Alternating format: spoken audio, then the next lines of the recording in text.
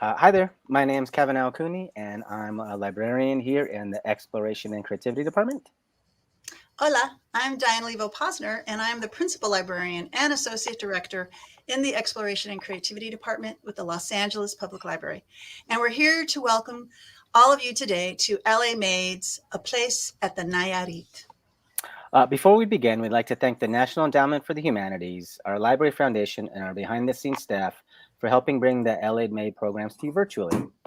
LA Made focuses on the diverse landscape of Los Angeles, highlighting the immense artistic and performance talent that has developed in the course of the city's eclectic history. If you'd like to see more of our amazing programs, please visit our online calendar at lapl.org/events. And for our LA Made programs, visit lapl.org/LAMade. Our website also has blog posts and video links that highlight the library's diverse resources and upcoming programs.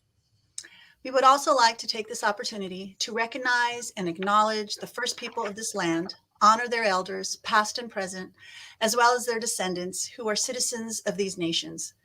For more information on which territory you may reside on, check out native-land.ca. And now, on to today's program. A Place at the Nayarit. USC professor and MacArthur Fellow, Dr. Natalia Molina, will be discussing her latest book on the hidden history of the Nayarit, a neighborhood restaurant in Echo Park that nourished its community of Mexican immigrants with sense of belonging as they made their own places in Los Angeles. Today, Natalia will be in conversation with LA Times editorial director of Latino initiatives, Fidel Martinez, who writes the Latinx Files, a weekly newsletter that focuses on the American Latinx experience. Viewers attending this free virtual program will have a chance to win a copy of A Place at the Nayarit. Yay! Although they can only be shipped within the continental United States, so got to be in the U.S. Also, all 2022 proceeds from the sale of Natalia's book will go to No Us Without You, which is a 501c3 charity that provides food relief for hospitality workers who have been disenfranchised during the pandemic.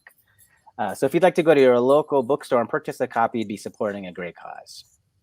And so now, let's welcome to our LA Made stage, Natalia and Fidel. Yay! Yay! Thanks for joining us, everybody. Thank you for having us. Yeah. All right. We'll see We'll you be on in the the other back. side. Yeah. Thank you. Sounds good. Well, first of all, hello, Natalia. It's a pleasure to be talking to you today. I'm a huge fan of your work, and I'm very excited to talk about A Place at the Nayarit and all the different ideas and themes that are touched upon in your book. But first, just wanted to thank you for the privilege of your company. Well, that is very kind of you to say because I know you are heading these new initiatives at the LA Times and your newsletter and your journalism and. But I feel like we've already been in conversation in that way that you can be on social media. So Yeah, now we can absolutely. really get into it. Yeah, absolutely. So, well, first of all, can you tell me a little bit about what your book is about, The Place at the Nayarit? Sure. So the book is about my grandmother's restaurant. It's called the Nayarit, and it's on Sunset Boulevard and Echo Park. And it operated under her leadership from 1951 to 1969. And then my mom took it over and eventually had to sell it in the mid 70s. But growing up with, I was only there kind of the tail end of it. But growing up hearing the stories of the Nayarit and knowing how it affected my family, I just thought it was such a window into so many issues. One, how immigrants like my grandmother were placemakers, that they, entered a hostile landscape like Los Angeles that was racially segregated and carved out their own space. Two, that they made places that made other immigrants feel welcome, that I call these urban anchors. And then the book goes on to chronicle different stories that highlight other aspects of what it means to be in a restaurant where you can really claim space and unfold into your true identity, speak Spanish, belong. And so, trying to get at those things that when we go into a space and we feel like, can I speak Spanish? Can I, play my music here? Can I do these things? We all know what it's like to feel like an outsider at times, and this was a place where people could feel like insiders. Well, so you mentioned the term placemaking, right? So that's a term that appears very frequently in your book, along with the concept of place taking. Can you explain what these two terms mean and how they relate to your book? I was really interested in that there are certain places where you feel comfortable and other places where you don't. And one of the things is, how do you go into a place and there's signs that it's okay to be there, right? It's okay to be there because people may be speaking your language. People may be, serving your food in the case of a restaurant, or engaged in an activity you like playing dominoes. So all those things that we do to make a place friendly. And this is really interesting to me that it was a restaurant, because we think about the most accessible space, the most democratic space to be public space. But we're talking about 1950s LA. In the late 1940s, you have the Westminster versus Mendez case. And in that case, it's a case that predates Brown v. Board, where Mexicans had to fight for going to schools that weren't segregated. You still have the segregation of public pools, where Mexicans were only allowed in those pools the day before that they were drained. Many of these things apply to African Americans also, but the book is really meant to trying to highlight that, one, we had that kind of segregation on the West Coast, and two, that segregation goes beyond affecting African Americans, which is certainly important, but really trying to show that it was shaped, ideas about race and space and segregation were very much affected by region. And so to go in there into that space, to navigate that kind of landscape and say, I'm going to establish a restaurant where people can feel comfortable, is an act of placemaking. Now, what's really fascinating about, one of the many things that are very fascinating about your book is, A Place at the Nayarit it's at once, it's a family history, but it's also a history of Echo Park, and it also provides a brief history of immigration policy in the United States. It's also a book about, queer and LGBTQ history in Los Angeles, right? Because, we'll get to that at that point. But like the one thing that I want to talk about that pertains to what you just brought up is the importance that Echo Park places in the story of this book and the lives that in the lives of the people who passed through the Nayarit, right? Echo Park, as you mentioned in your book, was actually considered, was not a Latino area when the Nayarit was founded, but it was also very, there was a lot more racial diversity than other parts, right? Can you talk to me about what kind of place Echo Park was when the Nayarit, when Doña Natalia first, set out to launch the Nayarit restaurant? I grew up in Echo Park. I never knew my grandmother, but I grew up in Echo Park, and there were just, again, things about the restaurant that made me feel like this is a really different experience than other people that I know that feel like outsiders, or maybe their family grew up doing kind of agricultural work and not having this experience where they could feel like insiders somewhere. And growing up in Echo Park, I had the same feeling that when I went to UCLA or when I went to the University of Michigan for graduate school, and I would meet Chicanos and Michigan Latinos from other areas, sometimes they would say things like, well, you know what it's like growing up, without any diversity or, without other Latinos around. And I'd say, I don't, because I grew up in Echo Park. And so there was just a different kind of sensibility there. I think people experience this when they've grown up in places like Boyle Heights, South LA. My colleagues at USC have written books on this. George Sanchez on Boyle Heights, Manuel Pastor and Pierre Hangdu Sotelo on South LA, that it makes a difference if your neighbors are African American or Asian American or queer, that you have a sense of, I understand that my identity is constructed this way, that that there are times where we're marginalized, but these people are marginalized also, but in different ways, not always the same ways. So what are the ways that we can find common cause and work together? And Echo Park had a long history of that. Echo Park was founded by people, or inhabited at least by people who were kind of always on the margins, artists and poets, printmakers. And then in the 30s, you have a lot of anti-communist sentiment, anti-socialism that was directed at anybody who really tried to challenge the system, who joined a union and wanted fairness, anybody who challenged capitalism. And Echo Park was one of the places that people really tried to then form their communities there. So you have union workers, socialists, communists. You have members of the Unitarian Church that still exists on Wilshire Boulevard, and that we're bringing in speakers. W.E.B. Du Bois, the famous African-American scholar, to speak there. So it was just a kind of different sensibility. And part of it is that it wasn't like a planned community. There are parts of Los Angeles where, entire, housing developments are established, and they write into the deed of those housing developments who you can sell your house to. So, you and I may not be racist and want to discriminate against someone, but if we buy one of these houses, it says, you can no longer sell it to somebody African American, or again, like I said, region shapes ideas about race, or Asian, or Latino. So during this time period that my grandmother opened the restaurant is around when Edward Roybal was elected the first councilman in East Los Angeles. He's the first Latino councilman since U.S. takeover in 1848. And he's like, well, I need to get a bigger place in my district. My family's growing. Let me go buy a house. They discriminated against him and don't even let him buy a house there. So to me, it's very significant that when my grandmother in the 40s had a kind of small restaurant that she was starting out and launching, and then realized I need a bigger place and my lease is up, she could have moved 2 miles east on Sunset Boulevard and been surrounded by people who spoke her language.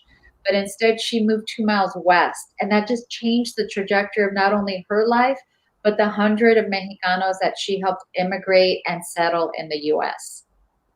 Yeah, it's interesting that you mentioned that, right? The fact that, once her original restaurant, like when she had to move, she chose to go into an area that was less Mexican, right? But at the same time, and the concept of Mexicanness is one that runs thoroughly in your book, and it's a topic that I definitely want to talk to you about a lot about.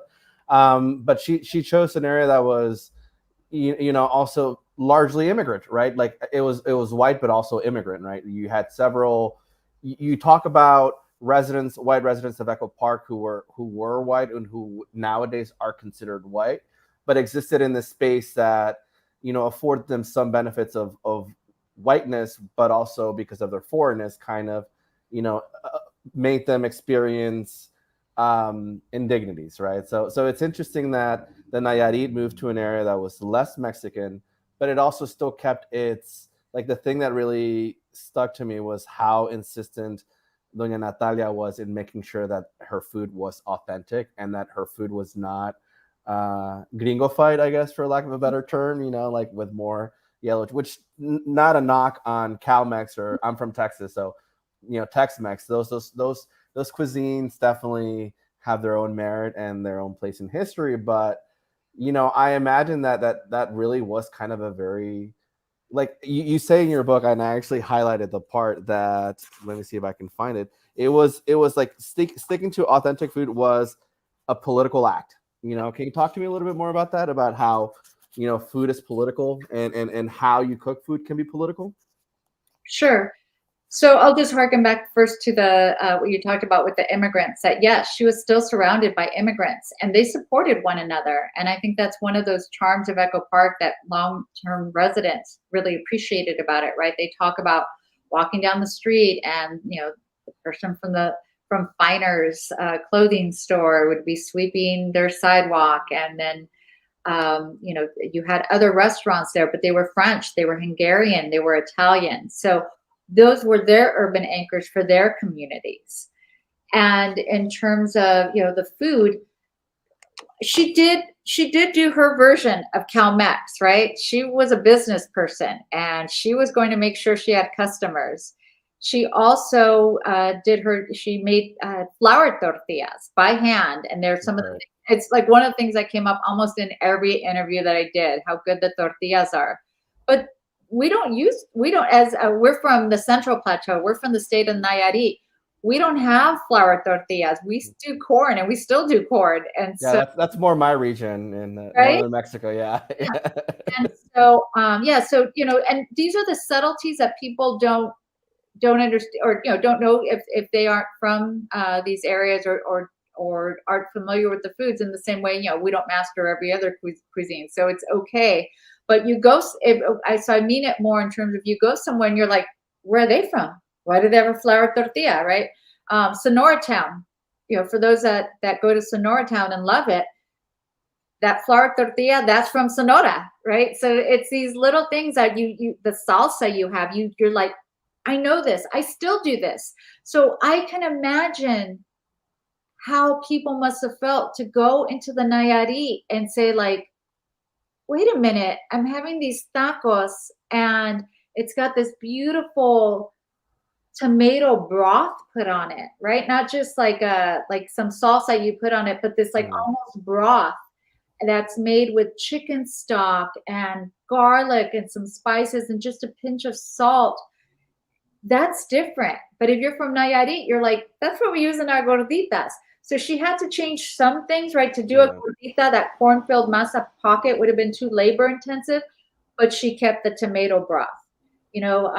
She would go to Tijuana and she would get a lot of her ingredients there. And growing up, we used to still go to Tijuana, even once we didn't have the restaurant. We were just used to, that's where we went to shop.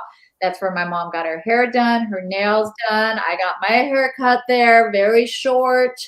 My mom used to buy my shoes at Canada shoe store. So, I never had the cool shoes that all the other girls at school wore. I had these like thick rubber soles. But that was where it was like, it was less expensive. We could eat Mexican food. We can get the ingredients that even in the 70s still weren't widely available the way that things are. So my grandmother really was making an effort to both appeal to that CalMex kind of food that had already been established and that we still love. And like you, I don't knock it, right? I love to go get a good margarita and chips at El Coyote. And as I've given these talks around LA, people, one of the places that's still there now that people love from the 60s is Casita del Campo in Silver Lake. That's right, yeah. Right? So, now second generation run by Robert Del Campo. So she did that, but she also wanted you to know where she was from. Note that she didn't name her restaurant something like El Serape. She named it the Nayarit. She really wanted you to know that she had regional pride. She wanted you to know that she was from the state of Nayarit, and the name Nayarit is an indigenous word. So she was also proud of her ethnicity as well, beyond just being Mexican. That's right, and that pride in the indigenous aspect of Nayarit, right, was at display at a float, right, in Hollywood on Sunset, and it wasn't from your book. The float wasn't presenting like a white / Spanish version of Mexicanness, but it was really much rooted in its indigeneity. So I thought that was really fascinating. Can you tell me what kind of people ate at the Nayarit, because those are some of my favorite stories, and I'll include any celebrities if you will, but with the kinds of people that would walk through the Nayarit restaurant and eat there. So the thing about studying a restaurant is there's a temporal aspect to it, right? So during the day you might have office workers, and the restaurant was open from 10 a.m. to 4 a.m., which is it just seems crazy to me now to be open that late, because it was two women running it. My grandmother, who I refer to as Doña Natalia in the book, and my mother, Maria, who was her right-hand assistant. And my grandmother, Doña Natalia, was back of house. She was not really a people person, and my mom was built for the public.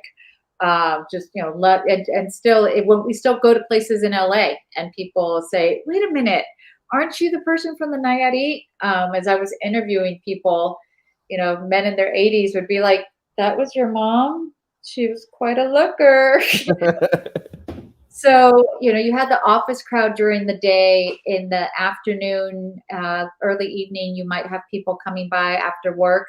Some people went every day, especially if they were single men. And again, this is the 50s, 60s. The Mexican population at this point, and in LA, it is mainly Mexican at this point. Many of them are single men because they're coming here to work. We have the U.S. and Mexico guest worker program, the Bracero program, that runs from 42 to 1964. They're living in boarding houses. They don't have kitchens. So you have a lot of people that are there to get some tacos, get a beer, run into someone they know. Then in the evenings, and especially weekends, the Nayarit was where you started your evening and where you ended your evening. And so you have celebrities as well coming in. You have Marlon Brando, Tito Puente. You have Marlon Brando going in with Rita Moreno. And if anyone knows Rita Moreno, tell her I write about her book. Her agent had me send her the book, but I'd love to know a Rita Moreno Nayarit story. Jaime Jarin of the Los Angeles Dodgers. Here's Jaime Jarin who's traveling the country already, perfectly bilingual, at home anywhere he goes. And even someone like Jaime Jarin goes to the Nayarit because he wants to be able to speak in Spanish. He wants to be able to bump into his friends. So it's that kind of place that whether you were a worker without anybody in this country and you just needed something that reminded you of home, that you might go there, or if you were even a famous person, especially if you were Latino, but not only, then you would go to the Nayarit. Well, and it's interesting. It was interesting reading that the Nayarit was a go-to place for a lot of Latinx baseball players, right? Even though the Dodgers didn't really have those players until much later, obviously Fernando Valenzuela the most obvious example. But they played teams that had a lot of Latino players, and even though they were not Mexican per se, the Nayarit was sort of like a pan Latinx space, because, like you said, it's sometimes, when you're a foreigner and you're an outsider in a specific space, you're attuned to signs of familiarity, right? And this has happened to me several times when I've been in spaces where I thought I was the only Spanish speaker, and I hear someone else speak Spanish. Yeah, your ears perk up, and then you immediately can tell whether they're it's your dialect of Spanish or not. But even that is still a bond that you form, right? And the Nayarit, even though Los Angeles at this period, much of the Latinx population, which, as you point out, would not have identified themselves as Latinx because they just saw themselves as those. These new labels are more recent constructions of identity, right? But anyway, I digress. The fact that there was a space where there was some semblance of familiarity, it was not just a space for Mexicans, but also for Cubans and for Dominicans, right? So it's really fascinating to see how a space that is very much Mexican still served as a home base or as a place where other Latinos could feel at ease and be themselves, So I thought that was really, really fascinating. And sorry, I guess I didn't really have a question. I just thought that was really cool. But yeah, can you talk to me a little bit about? So we talked about the celebrities that came in, right? And in a way, it that was bringing the outside world inside the Nayarit, right? Which exposed to workers there, but Doña Natalia also encouraged her workers to venture outside of the Nayarit and go into other parts of Los Angeles. Can you talk to me a little bit more about that? So I never knew my grandmother. And so when people say, "Oh, it's so sweet, you wrote this book about your grandmother," well, one, thank you. I was more interested or what initially got me into this book was that there's ways in which my family and and when I say family, I mean my fictive kin, and not just my comadres, compadres, through baptism, but I talk about this place-based kinship that when we get together, when I look around, it's oh wow, these are people that, not that they baptized me or one of my cousins, they worked at the Nayarit. And they're the people that didn't go home to Mexico. You often hear about, people who save up and they buy, a little terreno, and they build up a little place in Mexico to retire. But a lot of these people wanted to stay here, and they're the kind of family that they form now with one another. And they like to go out and they like to do different things. And that's always been so interesting to me, right? That they're interested in that spirit of adventure. And I think a lot of it has to do with my grandmother, because she helped immigrate so many people. She used that restaurant not just as an urban anchor for Echo Park, but as an anchor for their immigrant experience. So she was really dedicated to immigrating them with papers. And this is not in any way trying to say that, documented immigration is better than undocumented immigration. More to say that she understood that if they had their papers, they had options. They could work at her restaurant, but they could work at the front of house. And if you worked at the front of house, you were going to make tips. They could work at her restaurant, but she could send them to bartending school, and then they could make better tips. They could decide not to work at her restaurant, and then they could go found their own restaurants. So when we think about a lot of the restaurants that aren't there anymore, it's really an homage to Echo Park and trying to establish that history. So much has changed. Those people went on to establish, their own urban anchors that many people up until the early 2010s would go to. So Barragán's is a beloved institution. There's still one in Burbank. El Conquistador, for those who can remember their nights at El Conquistador, because if you have two other margaritas, it's hard to. Down the street at Chavo, across the street, La Villa Tasco, my aunt's store on Echo Park Avenue, El Bate, that closed after 49 years due to gentrification. These were the urban anchors that came out of the Nayarit. So I call that place taking, right? These are people who said, yes, I have this place, but I want to do these other things. And then it's also a way of trying to make Latino labor visible, because Latino labor is so invisible still. That's the reason that I'm making the proceeds for this book for 2022 to go to Know Us Without You, because they are making visible all the hard work that hospitality workers, restaurant workers do for us and how they suffered during the pandemic. And so when I talk about place taking, I also talk about it through the jobs people had. Many of us who have some kind of cultural capital in our lives have it because someone in our family went and worked in these institutions that we wouldn't have necessarily had access to, right? You work at the LA Times. There's an immigrant security guard at the Huntington where I have an interim position right now. He talks about the LA Times. He talks about meeting Otis Chandler. Who would have met Otis Chandler? You talk about these waiters who have met celebrities, met movie stars, met politicians. At the Nayarit, you had that where people would meet politicians, meet attorneys, and then they might go to an event where they were. Or somebody worked at the Ambassador, like my dad. Somebody worked at Dodger Stadium, and then those employees would say, "Come by and I'll get you a free drink," or "Come by and I'll keep the stadium club door open for you, and you can sneak in." So there's all these ways that Latinos, by knowing each other, by having that network, afforded one another these possibilities of place taking and acquiring that kind of cultural capital. Well, not just cultural, but also social capital, right? Because if you know someone from somewhere, you're more inclined to be more receptive to them, right? And you mentioned that your grandmother sponsored people from Mexico, right? So she served as an anchor. She brought them in and she helped them come in with documentation. Talk about the kinds of people that she provided, the kinds of people whom she facilitated coming to the United States for. So my grandmother was an anomaly. She immigrated to the U.S. in 21 at the age of 21. This just didn't happen at that time. At this point, you're mainly talking about men that are immigrating from Mexico.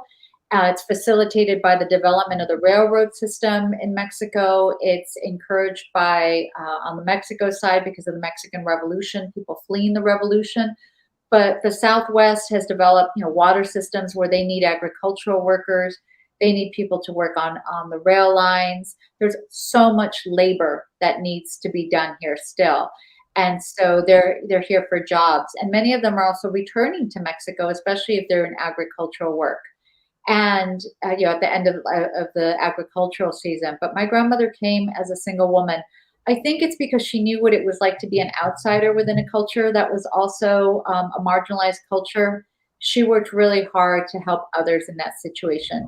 So, giving women opportunities, and then like having to speak to the heads of the family saying, if you let your daughter come and stay with me, she'll work at my restaurant, she'll go to learn English, and I will be her chaperone. So she also wasn't like this rebel. She was like, Right. I'll be her chaperone, right?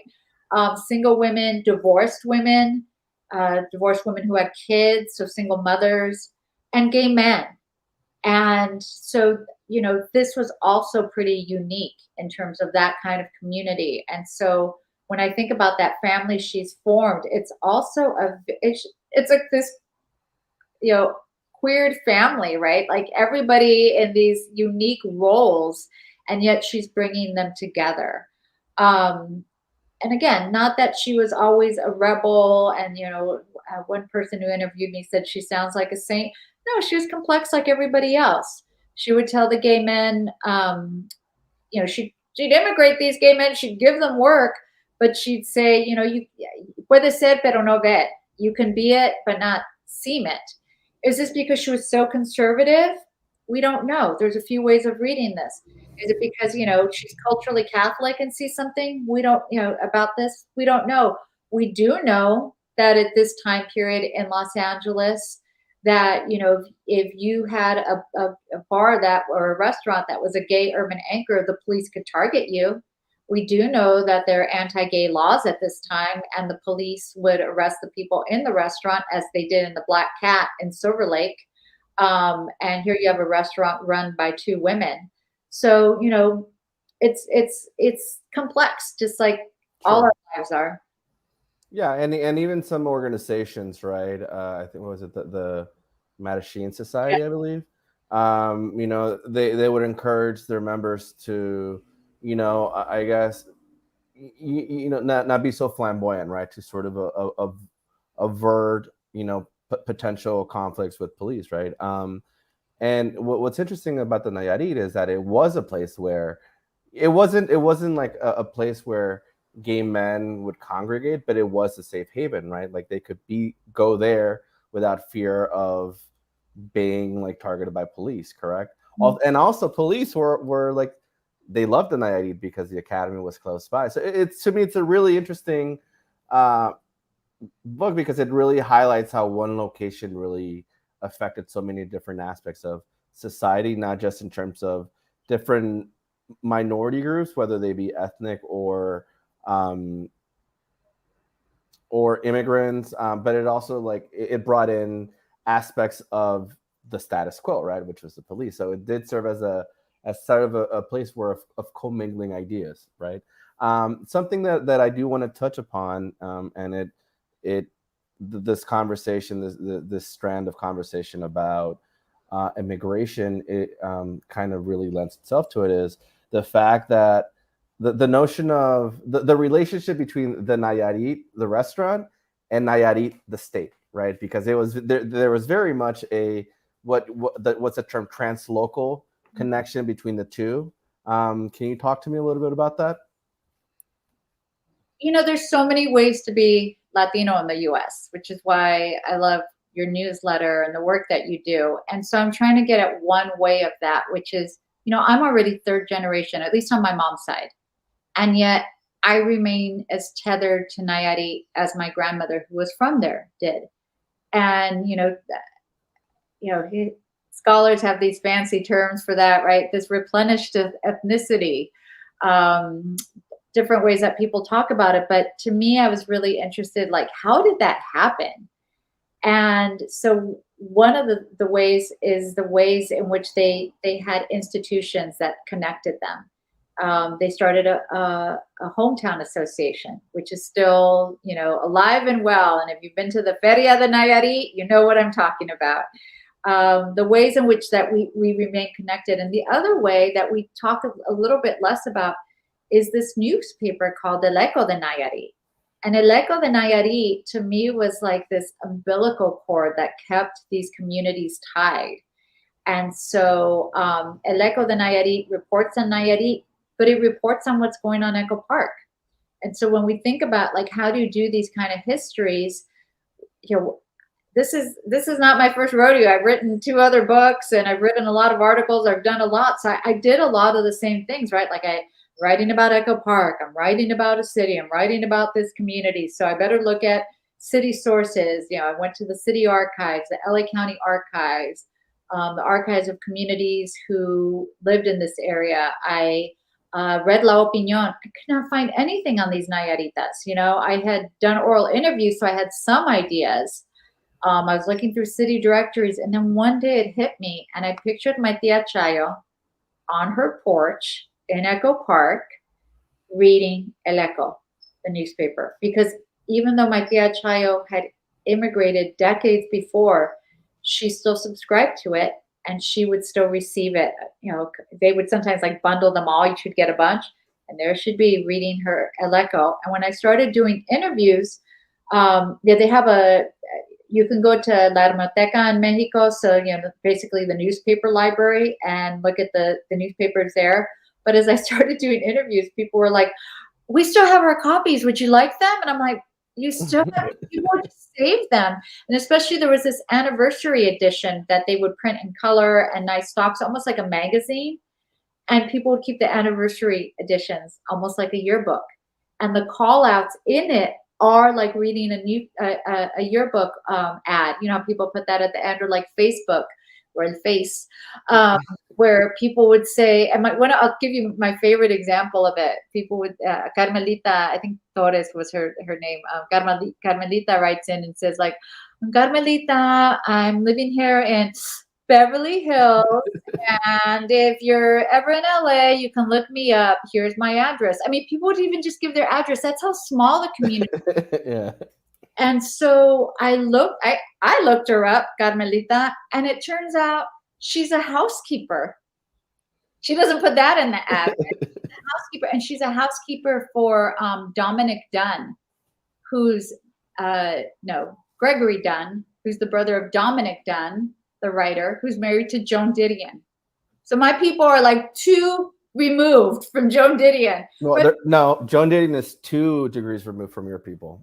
Thank you. Just like we're never visible in those stories. And there's even this portrayal of the Gregory Dunn or Dominic, now I'm forgetting which brother at Beverly Hills in the OJ trial documentary, or docudrama, because he ends up covering the OJ trial, and their servants in their house are African American. Which, come on, Hollywood, let's make sure that we're historically accurate. If you're in LA in the 70s, 80s, they're probably Latino. And I actually know that he did have Latino servants, right? So it's this way that it's so complex. Just the way that we can use these tools to stay connected, whether they're phone cards or remittances or the food we send to each other. I mean, how often when you go to Mexico, you have to go with those huge suitcases that are yeah. And then they weigh them in, and you're like, please be under 75 pounds, or I have to, all right, 70, or whatever I have to pay. But then you come back with all this stuff. So it's also trying to historicize that and show how valuable it is, because that kind of stuff is not in our histories. Yeah, this is somewhat tangential, but one of my favorite places to be, one of my liminal places to be in is the Tijuana airport, because it really is such a hub of the diaspora coming to and going to the motherland, but coming back, right? And you sort of see the two-wayness of it, right? And it's just really, really fascinating. I just have to add to that, and everybody's different language skills, right? So you have the mom speaking in Spanish, and the kids not responding. The kids only speak Spanish, or the mom's like, you can tell Mexican American, and the kids just, there's no Spanish that they speak, and that mixture, and you actually bump into people at the Tijuana airport. because everybody, especially if it's around the holidays, and the same thing that once you arrive to that town in Mexico, you just see all the cars with, you know, California plates, Texas plates of that diaspora. So absolutely. Well, and that's, you know, one concept that has been, that I'm very familiar with, right? Being Mexican American and living in the U.S. is the notion of el México de afuera, right? And that's something that is really touched upon in your book. The Nayarit served as that. For our viewers who are not familiar with the concept of el México de afuera, can you describe what that means and how the Nayarit filled that role for people? So when we talk about Mexico de afuera, I mean, it's like Mexico outside. I mean, just like even when we talk about space, that it's this affective term, it's this emotional term that's linked to space. So we have Mexico, and these are the people that left Mexico, which shows like you can just picture that tethering again. And so they you know, Los Angeles by 1930 has the largest Mexican population outside of Mexico City. And so it's been that kind of place for a long time. And it's that way, like, we remember you. You are not forgotten. We need to stay tethered to you. And so the newspaper, the El Eco, is very much a project of El México de Afuera. The editor, Martin Cesar, would do this little recorrido, this little, you know, kind of trip every summer, every spring, summer, where he would start in Mexico and go to all the places that he knew that there was a population of Nayaritas. And many of those places were communities. But in LA, we actually had a restaurant, and it was called the Nayarit. And that sign, the Nayarit, that's still there, it's where the Echoplex is, was like this beacon. People told me in the interviews, I wasn't even from Nayarit, I was from Jalisco, but I saw that and I thought they might have some food that looks like what I'm used to.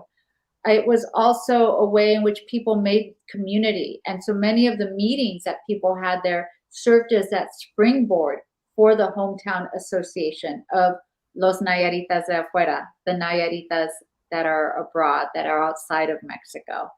And so you need meeting places, and restaurants are key to that. And so then key to community formation. Yeah.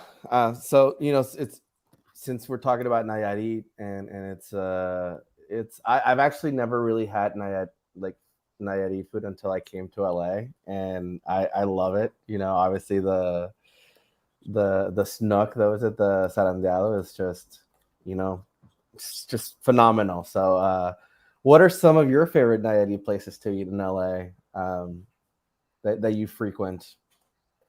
My aunt's house. besides your aunt's house. That's the hard thing for me. I mean, you know, I'm going to sound cliche, but, you know, Mariscos Jalisco, because you know, it's just not Nayarit, but because of that kind of same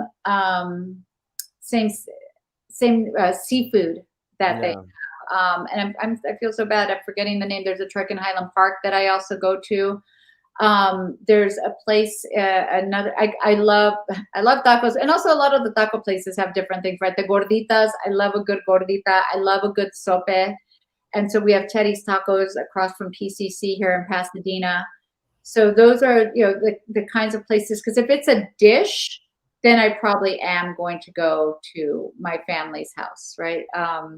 And then that's why I can't stay away from Nayarit that long, because there are things that still haven't made it here, though we heard about it once, and my cousin was like texting me like, let's go.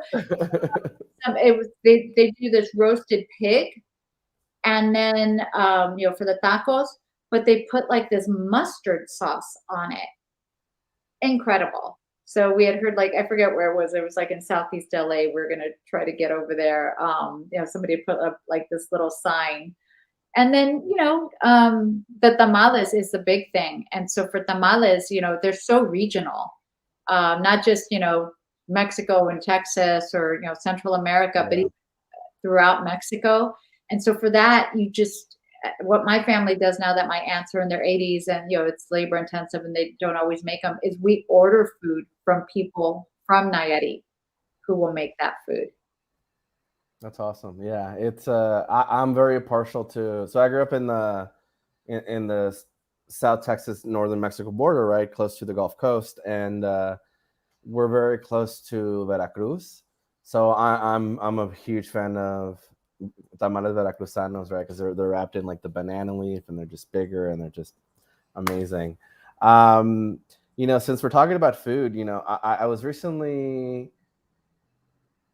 I'm working on a story of this guy of this chef, and he's so anyway. So we're having a conversation, and something that he said to me that really stuck out was how much food is basically a lifeline for people. In terms of obviously in the most literal sense, right? You need food to live, but also for economically disadvantaged people, food is a way to gain some capital, right? So it's really interesting to me that this was also the case for your grandmother, right? Someone who came here with nothing, and through food was able to create not just a life for your family, but create access and a place, and it was an anchoring place for countless of people, right? And like, how do you see food now? Like, what kind of role do you see food now for immigrant communities, or communities who are undocumented, or communities who are sort of on the fringes of society, like socioeconomically fringes of society? And I think we can go back to your earlier question about how food is political. We see that a lot of that entry point for immigrants, that for my grandmother, she actually could start a restaurant. I mean, it was so little capital to start that restaurant. She was able to exist by leasing this restaurant. There were wooden booths. It took she built it up over time, and the other people who started the restaurants in my aunt's store in Bate have similar stories. You just can't do that anymore. And so what you see is that immigrants are opening things like, their taco truck, and not even a truck, but like that stand that kind of It's like a table, and then like the trompo, and yeah, yeah, that really bright light, and you're like, yeah. yeah, please. There's one in Echo Park right now that I love. I don't know, I don't even know their name, but it's like where the Alvarado, where the Rite Aid and the McDonald's is, and they're from Oaxaca. Mm. And once you ask people where they're from, because sometimes you can figure it out. Like, there's a guy down my street where with the way he puts the guacamole on the tacos and everything, I'm like, oh, they're from Tijuana. Tijuana, yeah, no said, yeah. These guys, they had different tacos. I'm like, where are you from? And I, got the whole story about Oaxaca and everything. But those things aren't always legal, and they're subject to, having, some of these places you'll see like on a side street, or the pop-up markets like Avenue 26, which, the LA Times has written about. There's all these places that the space is also still political, right? Like, who gets to regulate the space? Who needs a license? Who doesn't need a license? Who can afford a license? Oh, and Carolina Miranda from the Times has written about this. Oh, you can sell it if you have this kind of cart. Oh, that kind of cart costs thousands of dollars. So all of this, it shows how political and difficult to access, that kind of livelihood is. Rather than from earlier generations. When people sometimes say, could your grandmother have started this restaurant today? And it's like, I really don't know.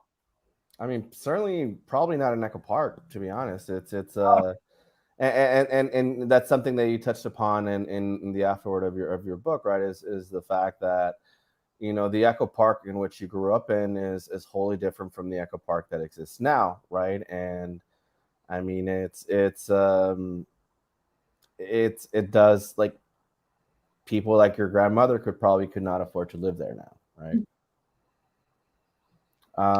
You mentioned Avenue 26, and I actually was trying to figure out a way to ask you about this, because obviously your book deals with actual physical space and places, right? And what those spaces mean, right? But Avenue 26 was, in a way, a space where a lot of individuals who are, not who it was a space where people could feel comfortable with who they are, but that space was very temporary, right? Obviously, to your point, it was heavily politicized, and residents or certain groups basically push them out.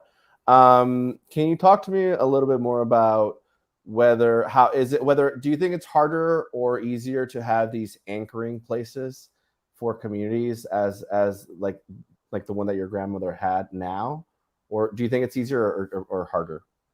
I mean, I think it piggybacks on our previous question that definitely in terms of space and kind of a permanent space, it's more difficult. In terms of the way that we can look at something like social media and pop-up places, I mean, the idea of a pop-up place that didn't really exist. Somebody was just telling me about one in Eagle Rock where it's like Mexican Italian food.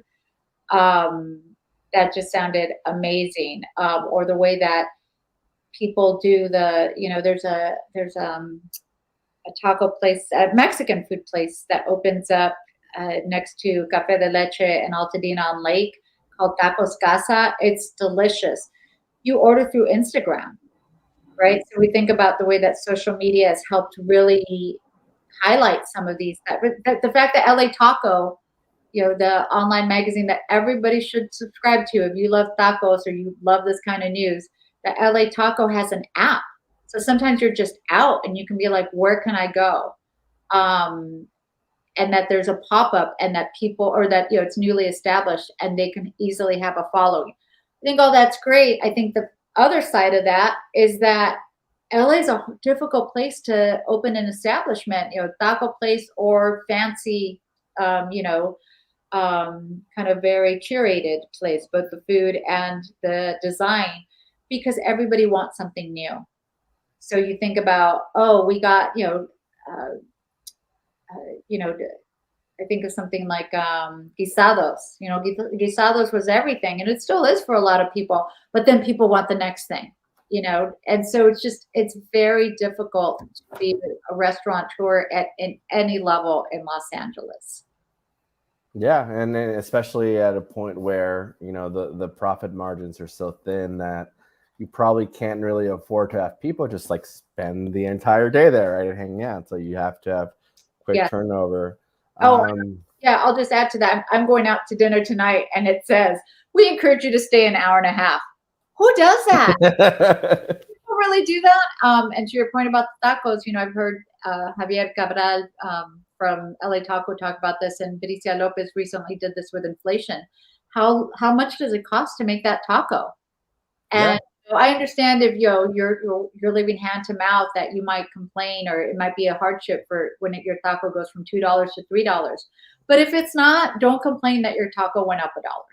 Yeah, just don't go, or actually just go and shut up about it. I feel like, well, it's fascinating. Like, I guess we're running out of time, so I do want to ask you this final question that pertains again to the whole notion of space, right? Obviously, the structure of the Nayarit still exists, which, as you mentioned, is what is now the Echoplex and the Echo, and the sign is still there, right? But to me, it's so fascinating how, as someone who has moved to LA in the last 10 years, like for me, like I knew the Echoplex, but I didn't know the history of that place. So I want to thank you for writing about your grandmother's restaurant, because it really highlighted to me just how and this is something that you touched upon in an op-ed piece for the LA Times, right, about the hidden histories of places, and your book truly encapsulates that. Do you feel like we need to be doing more of that, like capturing the histories of places that no longer exist, and if so, why? I absolutely think that it's another main reason why I wrote this book, because if you only rely on your textbooks or your documentaries or historic films to capture the lives of marginalized communities, of immigrant communities, of LGBTQ communities, you're not going to have much. So we need to figure out how to get our own histories out there. I think, for all the K through 12 teachers out there, I've been, developing a curriculum so that people can do this easily, without paying for it, with, thinking about what tools are out there. How can kids use their Instagram, their Twitter? How can they use, Gmail or Google Maps and geocoding and whatever technology that they have to do that? How can we do our own walking tour of our neighborhood? You know, there's a Jose Marti statue in Echo Park. You know, what those plaques that we see in my neighborhood, what I always see, and you know, this was true also when I lived in at San Diego, when I taught at UC San Diego. We have these bricks from Simon's Brickyard, which Alejandro Morales writes about in The Brick People, and Bill Deverell writes about in The Brick People, and Whitewashed Adobe. The signs are everywhere. And because gentrification is changing all this, you know, whether people want to or not, whether people are trying to change a neighborhood or not, and people are always like, I'm a good gentrifier, you know, I didn't want to change it. Okay, let's say, I take your point. It still means that we won't know these histories. So you also have to capture them. And you can't wait, even if it's as easy or, you know, as simple as get your iPhone out, ask your abuelita, ask your tia, can I capture this history? Can I interview? Can I ask you a few questions? You know, at the end of my book, I talk about my grandmother's dishes, and that I think we only have a couple minutes, so I won't read it. But I talk about my grandmother's dishes, that because I didn't know her. Mm-hmm. And I interviewed so many people, and they talked about like que dura era, how hard she was. I mean, think about it. She had to run this business. Right. How can I get this other side of her? And I have these dishes that she collected, like sometimes one at a time. So they're all different colors because they're hand painted from the Franciscan ceramic company that used to be in Las Feliz. And I read this at the Boyle Heights Bar, another urban anchor that people should visit, at the Boyle Heights Bar. And it was a mainly older Latino crowd. And I said, look, I know you're not going to do like a story map or an Instagram or something like this, but have you told your daughter your story, your daughters and sons, your coworkers, the people you go to church with? And hands started shooting up. And people are like, Mija, I learned to sew on my grandmother's sewing machine. And I still have the dress I made for my mom, and I recycled the zipper. And after my mom passed, I have it and I still wear it. Somebody else, Mija, I don't have those dishes, but I have the dishes that my mom and my husband's mom collected through the blue chip stamps. And I just gave one of the sets to my daughter, but I never told her the story. Another man, Dan Parker, married to Shirley Parker. Shirley's from Burma. And he said, Shirley cooks for her family. She cooks the recipes. Because some people, you know, if you're from Cambodia, if you're a refugee, they don't even have the privilege of having those recipes and having access to those ingredients. Shirley keeps her culture alive and her ties to the homeland through all the curries she makes for her family. Sometimes she'll cook for 60 people. So all those ways that we can tell history are just so important. And whatever you can do, if you liked this webinar, please go talk to your family. Please capture that history, and please figure out your way of telling at least one other person that history. Yeah. Well, on that note, I want to end on with a personal anecdote. My paternal grandfather is from Matehuala, San Luis Potosí, right? And when my dad was 16, he and my grandfather moved to Chicago, to the north side of Chicago. And something in conversation that my dad recently mentioned was in the north side of Chicago, you know, along living with like, you know, Polish immigrants and others, there was a social club, you know, it was called the Matehuala Social Club, where everyone from this town that my grandfather was from somehow ended up in Chicago, right? And that somehow is you knew someone, right? That's always how it happens. You talk to someone and like, oh, there's work over here, just come with me. And then the fact that this place existed, and my grandfather passed a few years ago, and like I never got a chance to ask him about that. And so, like, to your point, ask your elders about their stories and document them, because those stories matter, and you know those stories have value, and they say a lot about who we are now. Yeah. So anyway, Natalia, it was truly a pleasure, a delight speaking with you. I could talk to you, you know, for hours, but that will probably require food, you know, but thank you so much for the privilege of your time. I'm honored to be here with you. And I thank LA Made and the LA Public Library so much for opening up this space for us. We're grateful. Yeah, great conversation. Before you guys leave, just a lot of great comments. I'll just put a couple of them up here. I like the taco straight fingerprint. That idea of Yeah. a fingerprint comment. Thank you, Yeah. Romeo. So, yeah, great conversation. So thank you both so much for coming on. We really appreciate it. No, and thank you so much for the invite. It was truly a pleasure. And if you haven't had a chance, pick up Natalia's book. It's amazing. It's the story about Marlon Brando alone is amazing and it's great. So please make sure to pick it up. Thank you both. All right, thank you so much. All right, well, thank you for joining us for today's LA Made program. And if you'd like to learn more about Dr. Natalia Molina, you can check out her webpage at nataliamolinahd.com. Do we have a banner for that, Steve? Well, you can look on our Twitter and Instagram as well. And if you'd like to see more of Fidel's LA Times writings, please sign up for the Latinx Files newsletter at the LA Times. And we just put that up right there. Yeah. Now, remember to check out the library's online calendar at lapl.org/events for upcoming LA Maids, including our next program on Thursday, October 13th at 4 p.m. for the Socratic method of filming skateboard videos. In honor of Latino Heritage Month, join videographer Socrates Nleo as he talks with fellow skating legend Fabian Omar, Shiloh Greathouse, Alex White, as they discuss skateboarding's revival as a globally celebrated culture and what that means for so many of those who were there from the beginning.